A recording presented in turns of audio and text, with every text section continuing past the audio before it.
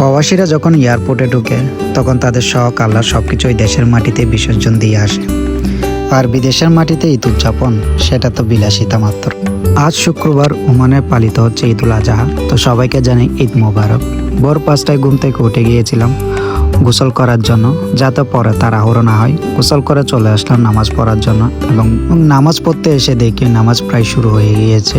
পরে নামাজ পড়ে আবার চলে গেলাম রুমে, কারণ বাইরে অনেক গরম। তারপর রুমে এসে আবার তাড়াতাড়ি করে শুয়ে পড়লাম, কারণ দুপুরে আবার ডিউটি আছে। তারপর ঘুম থেকে উঠে হালকা বিরিয়ানির আয়োজন ছিল, বিরিয়ানিগুলো তাড়াহুড়ো করে শেষ করলাম, কারণ ডিউটি দেরি হয়ে যাচ্ছিল।